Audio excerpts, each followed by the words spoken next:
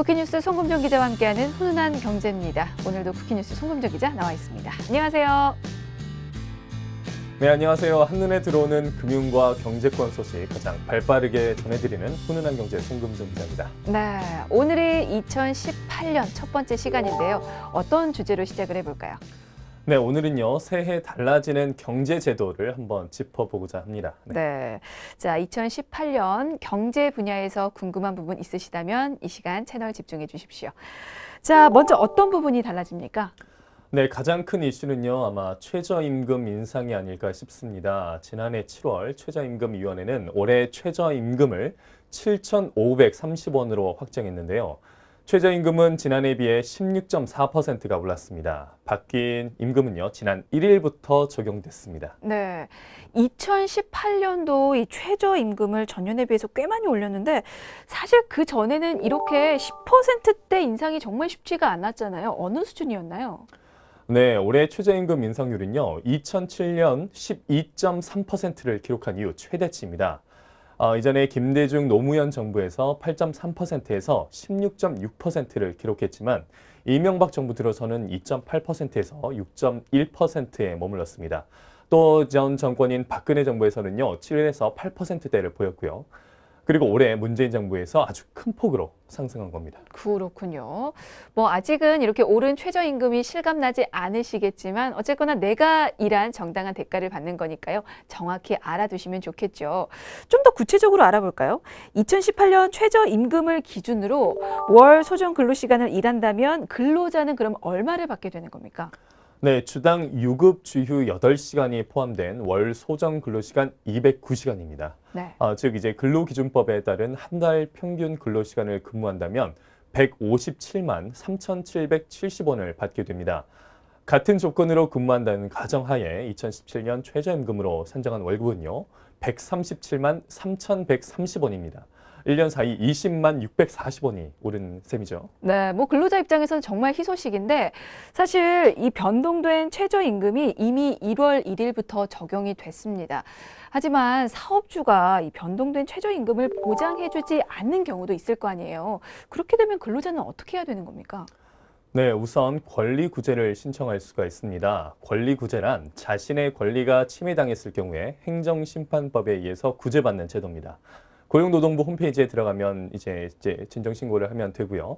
또 다음으로 권리구제를 희망하지 않을 경우에 향후 개선을 희망하는 경우가 있습니다. 역시 고용노동부 홈페이지에 들어가서 위반 사례를 신고하시면 되겠습니다. 그렇군요. 그러면 만약에 사업주가 이 최저임금을 위반한 임금을 지불을 했으면 그러면 어떤 처벌을 받는 건가요?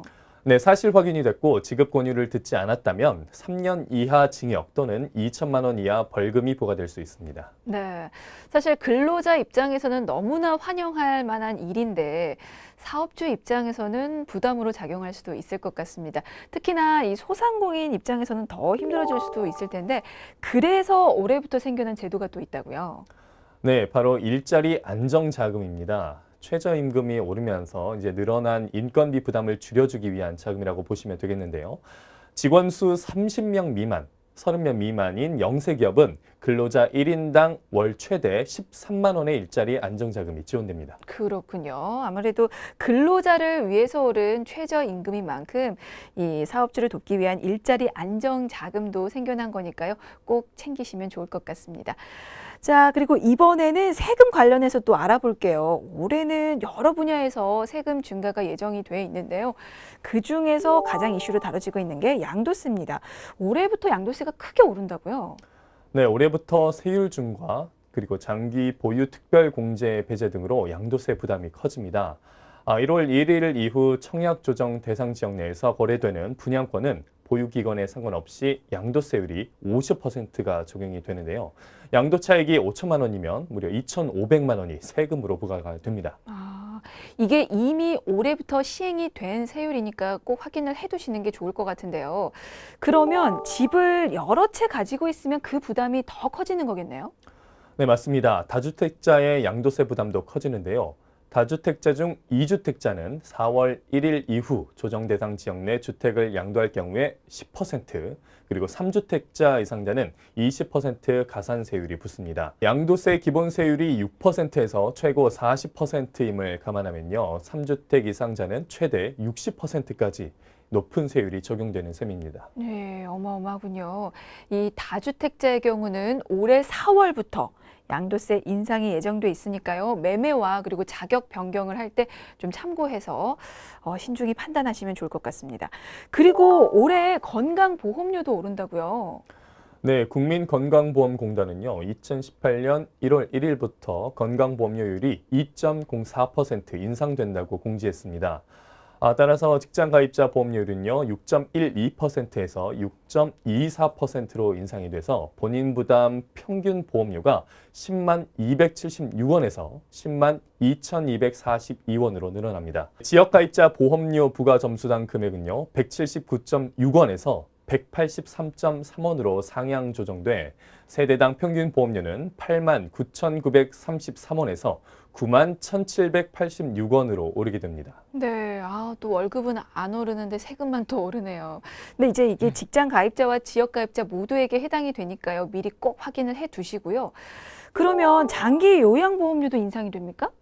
맞습니다. 네, 6.55%에서 7.38%로 0.83%포인트 인상됩니다.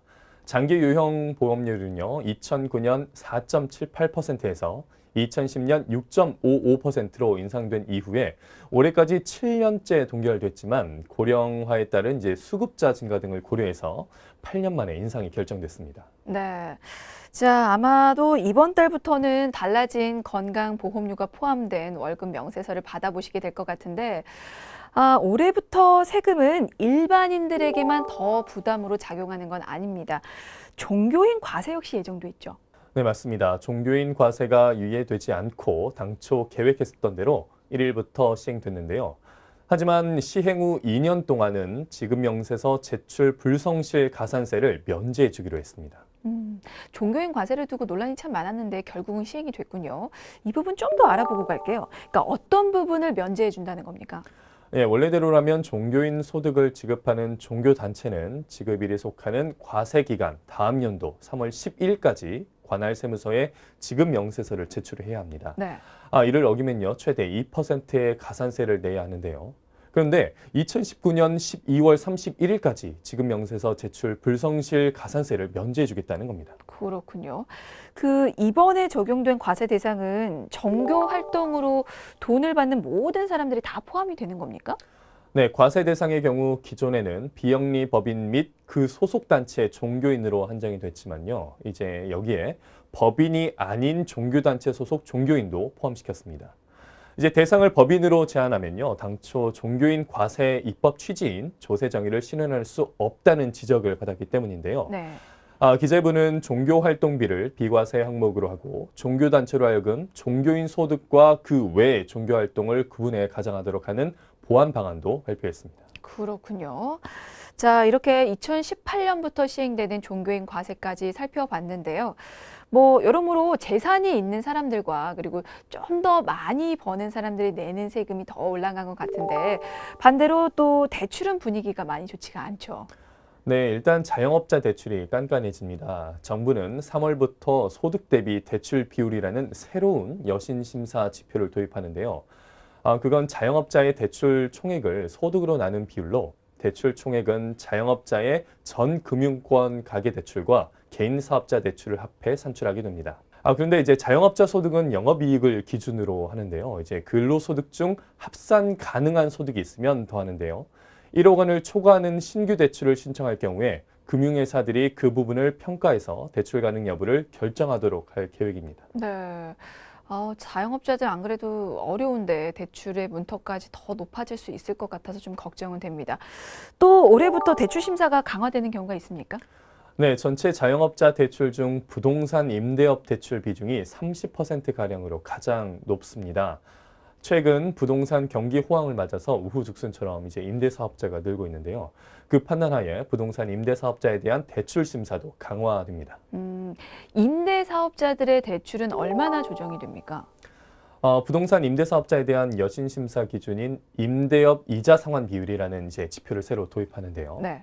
이는 연간 갚아야 할 대출 이자 비용에 비해서 임대소득이 얼마인지를 보여주는 이제 지표입니다. 이자 비용에는 신규 대출뿐만 아니라 기존 대출도 포함이 됩니다. 그런데 이제 기존 대출 중에 이제 변동금리 대출은요, 중소기업 대출 평균 금리의 1%포인트 이제 스트레스 금리를 이제 더하기로 했습니다. 3년 이상 고정금리 대출에는 스트레스 금리를 적용하지 않습니다. 네. 그러니까 임대 주택만을 두고 평가하는 게 아니고 본인이 받은 모든 대출을 두고 평가하겠다는 그런 얘기 같은데요. 그러면 그 내용은 임대주택 형태에 따라서 또 달라지나요? 맞습니다. 기준치는 주택이 1.25배, 상가와 오피스텔 등 비주택은 1.5배입니다. 기준치 미만이면 대출 한도를 이제 제한하게 되는데요. 예를 들어서 이제 서울에서 10억 원 상당의 상가를 구입해서 이제 임대 사업을 하려고 6억 원의 이제 대출을 이제 신청한 경우를 한번 보겠습니다. 네. 상가 연 임대 소득이 3,756만 원일 경우에 연 3.6% 변동금리로 대출을 받으면 스트레스 금리가 가산된 연간 이자 비용은 2,760만 원입니다. 네. 이 경우에 상가에 대한 기준치인 1.5배 미만이어서 6억 원까지는 대출을 못 받게 됩니다. 그렇군요. 올해부터는 뭐 빚 많이 내서라도 주택이나 상가 사서 임대해 놓겠다는 계획은 꿈도 못 꾸겠네요. 네, 그렇습니다. 또 정부는 대출 담보로 잡힌 부동산 가치보다 더 많은 대출을 받을 경우에 원리금 분할 상환도 의무화하기로 했습니다. 임대사업자가 담보로 잡히는 건물 유효 담보가액을 따져서 이 금액을 초과한 대출액을 매년 10분의 1씩 이제 나눠 갚도록 하겠다는 방침입니다. 네. 자, 이렇게 자영업자들과 부동산 임대 사업을 하는 사람들의 대출은 어려워졌는데요. 반대로 대출이 쉬워지는 경우도 있습니까? 네, 신혼부부 경우가 그렇습니다. 올해는요, 신혼부부 전용 우대 대출이 출시되는데요.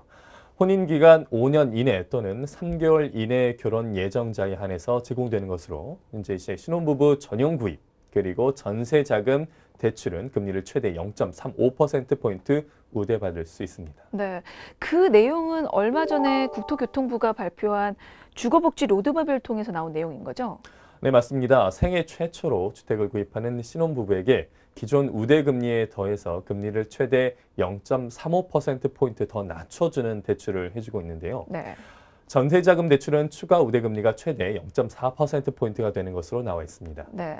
그러면 신혼부부의 주택 구입자금 대출을 예로 들면 어떨까요? 기존 우대금리 수준으로는요, 금리가 2.05%에서 2.95% 정도지만요, 거기서 이제 1.7%에서 2.75%로 낮아질 것으로 전망됩니다. 네. 전세자금 대출도 좀 예를 들어볼까요? 네, 수도권은 최대 1억 4천만 원에서 1억 7천만 원으로 확대가 되고요. 금리는 1.6%에서 2.2%, 그리고 1.22%에서 2.1%로 최대 0.4%포인트 인하가 될 전망입니다. 네, 뭐 집값과 전세가가 오르고 있는 상황에서 우리 신혼부부들의 공간 마련에 큰 도움이 될 수 있기를 기대를 해보겠습니다. 자, 그리고 올해 시행 예정인 다른 지원 정책도 더 있습니까? 네, 저소득 신혼부부의 주거비 경감 지원 방안을 현재 마련할 계획입니다. 소득 수준이 일정 기준 이하지만 공적 지원을 받지 못하는 가구를 대상으로 현금 보조, 전세 대출 금리 인하 등 다양한 방안이 현재 나올 계획입니다. 그렇군요. 자, 그러면 그렇게 실질적으로 도움을 줄 수 있는 부분도 살펴보겠습니다. 어떤 정책이 있습니까? 네, 올해 예산안에는 복지와 일자리 등 우리 생활과 밀접한 예산이 참 많은데요. 먼저 7월부터 5살 이하 모든 아동에게 월 10만 원씩 주기로 했었던 그 아동수당은요, 네. 9월 이후로 늦추고요. 소득 수준 상위 10%는 지급 대상에서 제외하기로 했습니다. 하지만 해당이 되는지 이제 확인을 해보셔야겠죠. 네, 알겠습니다. 그 소득 수준에 대해서 참 말들이 많았는데 뭐 일단 올해 시행은 예정이 돼 있습니다. 그리고 노인들을 위한 기초연금 역시 올리는 것으로 확정이 됐죠. 네, 소득 하위 70%의 어르신에게 매달 지급되는 기초연금은 25만 원으로 확정이 됐습니다. 그 시기만 이제 4월에서 9월로 이제 연기가 됐습니다. 그리고 장애인 연금 인상 시기도 내년 4월에서 9월로 늦춰졌습니다. 네, 알겠습니다. 자, 2018년 경제 분야에서 달라지는 부분들 미리미리 확인하셔서 누려야 할 권리는 누리시고요. 그리고 져야 할 책임과 의무는 다하는 한 해 되시길 바라겠습니다.